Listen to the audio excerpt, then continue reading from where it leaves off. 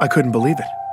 According to the document I was looking at, John, the boy who would go on to become the Master Chief, died 41 years ago. My protagonist, the greatest hero of our time, was dead at 6. It was a major discrepancy, and I needed to find a way to fix it. I'm Benjamin Giroux, and this is Hunt the Truth.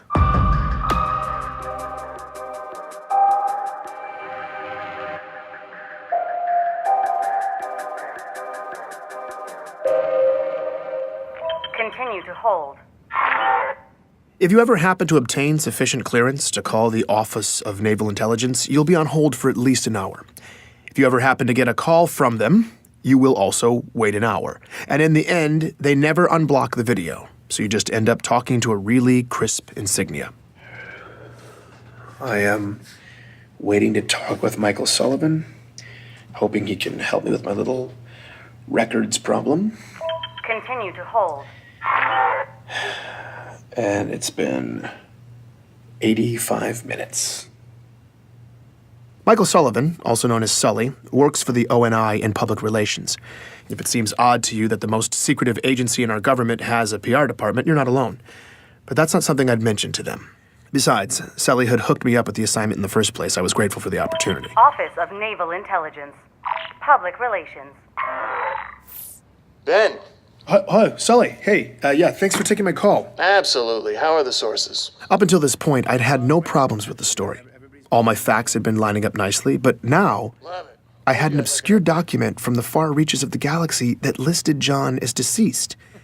This contradicted everything. I needed Sully to make it make sense, and thankfully, he did just that. Welcome to the outer colonies. Nothing makes sense out there. No, I know. It's just, I just want to make sure that I button up all the details. And that's what you're doing. Look, Ben, it's the far reaches of space out there, and the planet you're talking about was glassed to hell. You know just as well as anybody that if there are any local records, they're a mess. Okay, so I felt a little stupid. Sully was right. It's a real problem in the outer colonies. Planets destroyed by glassing have bad records. Every researcher knows this, and every researcher knows that questioning that fact is standard fodder for conspiracy theorists. It's a cover-up. That's Government Secrecy 101. That's a message I received last week from a man named Meshach Maradi. He's one of many truthers out there who've come out of the woodwork since I started doing this story. Apparently, he heard I was investigating the Master Chief. Meshach seems less ridiculous than most of the characters who've been filling up my inbox, but he's definitely been the most persistent. He's left me a message every day for the past 2 months. I never respond, but I did find the timing of his last message pretty funny. Let me guess. The government is telling you that the records don't make sense because the planet was glassed, right? That's what they tell you. Technically, Meshach was right. That was what the government was telling me. But unfortunately for Meshach's theory, it was true. Glassed planets have bad records. John's childhood friend, Ellie Bloom, has dealt with this reality her whole life. I recalled what she'd said in her interview. I mean, it can be hard enough out here trying to do business between planets that haven't been glassed. There's so much upheaval. Keeping track of personal records, financial documents, medical records, it's a total crapshoot. In retrospect, I'd probably been asking for this kind of hiccup. Getting cute with the research, opening up a rat's nest of old paper records, and for what? All I'd dug up from slogging on my own was a few hazy kindergarten stories from Ellie and a nonsensical death record. But things were looking up. Sully had arranged a face-to-face interview with ONI Vice Admiral Gabriela Dvorak. That not only got me off-world, but it was on board the newest Autumn-class heavy cruiser, the UNSC Under the Breach. Got a private shuttle up, full luxury. They had me riding in style. When I came aboard, Dvorak even greeted me personally. Now, civilians aren't normally allowed on board an active-duty ship, let alone given this sort of attention. Please, call me Gabriela. Okay. This was not the kind of hospitality I was used to. What brings you way out here? Work. She told me she was on a detachment and in the neighborhood. I guess I lucked out. The white glove treatment continued, too. Captain's mess, officers' quarters, the whole thing. By the time we finally got to her office for the interview, Dvorak could have said anything, and I'd have been thrilled. But she's the real deal, and she jumped right into it. It was that finally moment. After all the fighting was done, I was helping lead all the prisoners out of the containers.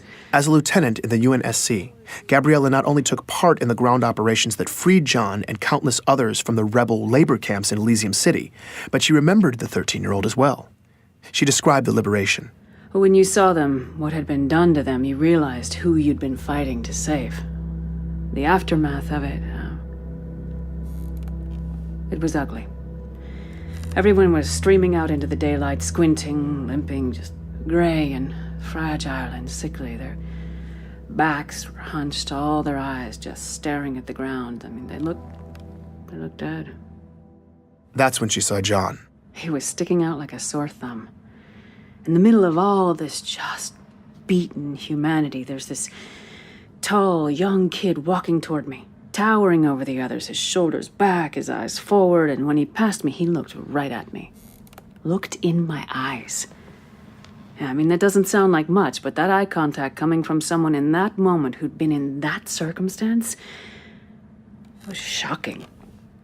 He looked malnourished and dehydrated like everybody else, but he was so young. And whatever had broken all these people, it hadn't broken him. In the aftermath, Dvorak remained stationed in Elysium City, working in the refugee camps. From the first day, John stepped up to help Gabriella with her duties. She came to know him well over the next several months. There was a point when he told me about his parents, that they'd been abducted along with him. He didn't say much, but they didn't make it. Her understanding was that it had gotten ugly in there. They died a couple days apart, a few weeks before the liberation, and John was there when it happened. On the rare occasion when John opened up about this, Dvorak says it was memorable. He would get this look on his face when he talked about it. It's hard to describe. I'd see it on him other times too. He seemed to feel the weight of all that had happened, but still, he was calm. Not angry, not desperate, just resolute. He was a remarkable young man. Like so many people at the time in Elysium City and throughout this region of the galaxy, John had lost his home, his family, everything. People packed up whatever they had left, got out of town, and most never looked back. But Dion Govender, John's boxing coach, said many of them found a way to get some measure of closure. Yeah, definitely. We all got separated and spread out across the planet and the colonies, but some of us were able to cobble together a list of names and kind of a memorial that grew longer as we got more information. Yeah, I remember seeing John's parents' names on the list early on, but not John. After he missed that last practice, never saw him again, but I remember thinking, that's okay. You know, as long as I never see his name on this list, that's okay. And I never did. His will to survive left an impression on then-Lieutenant Gabriella Dvorak as well. I think John just didn't want to be a victim anymore. I remember him telling me he was going to enlist. He said he was going to make a difference. I've never been more sure of another person than I was of him when he said that. Out of the chaos of war, from the rubble, a young John was able to forge a purpose for himself. A purpose that would drive him to become the hero the galaxy would one day need him to be. This is the kind of turn in a story that gives me patriotic goosebumps. I was feeling genuinely moved on my trip back home. When I got there, though, Ellie Bloom was going to ruin all that for me. Hey, I just wanted to follow up with you about your story. I'm really confused. Okay, what's... Remember how I said I was going to tell my friend Katrina about it? Katrina was that other girl in John's neighborhood, the third wheel in Ellie's childhood stories of playing with John. Ellie had moved off planet in 2517, but Katrina had stayed. She said that John was dead. He died when he was 6. Wait, what? What? John was perfectly healthy, but then he just started wasting away. At first they thought maybe it was some autoimmune thing, and then they thought it was something else, and then something else, and then meanwhile he's getting all these tests, but the doctors couldn't figure it out at all, and his parents were panicking. It sounded horrible. Then John died. Just like that. I had no idea what to make of this. Ellie seemed convinced, though, so I got her to put me in touch with her friend Katrina.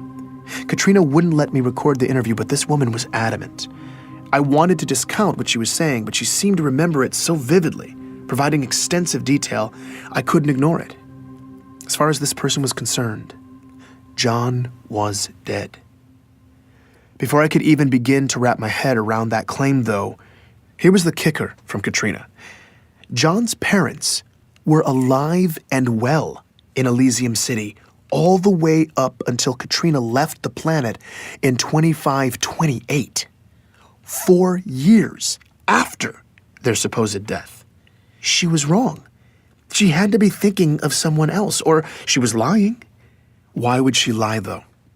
I had to admit she seemed pretty convincing, but it didn't make sense otherwise. I still thought I could fix the story, though. Make the pieces fit, make it make sense. But what I didn't realize was that this crack was only the beginning, and the whole ugly mess was about to split open. Please join me for the next episode of Hunt the Truth.